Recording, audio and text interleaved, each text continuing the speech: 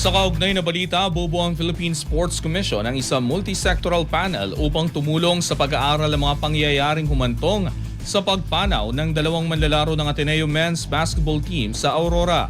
Layunin din ito na mas mapatibay ang mga panuntunan sa kaligtasan ng mga atleta sa hinaharap. Ang ibang detalye alamin sa pag-abante ni Jake Micolob.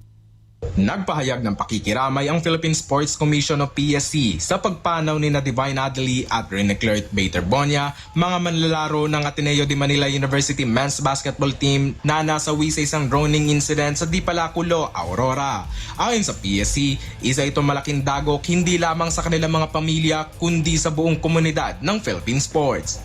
Kasunod dito, inanunsyo ng PSC ang pagbuo ng isang sports stakeholders panel na tutulong sa mga isinasagawang investigasyon ng Philippine National Police at Department of Justice. Layunin nito na magkaroon ng mas malinaw, tumpak at komprehensibong pag-unawa sa mga naganap noong araw ng insidente.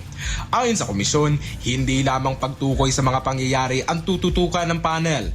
Susuriin din ito ang mga umiiral na polisiya, protocol at training practices upang mas mapalakas ang mga hakbang para sa kaligtasan ng mga atleta. Kabilang sa panel ang mga kinatawan mula sa Samahang Basketball ng Pilipinas o SBP, University Athletic Association of the Philippines o UAAP, Commission on Higher Education o CHED at National Youth Commission o NYC.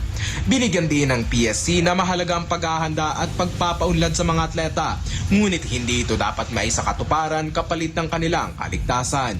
Patuloy naman nakikisa ang PSC sa pagluluksa ng mga pamilya, kaibigan, kakampi at mga mahal sa buhay ni na Adely at Baterbonia. Nauna nang inihayag ng mga otoridad na tinangay umano ng malakas na agos ang dalawang manlalaro papunta sa mas malalim na bahagi ng dagat habang naliligo sa isang team building activity sa Dipalaculo.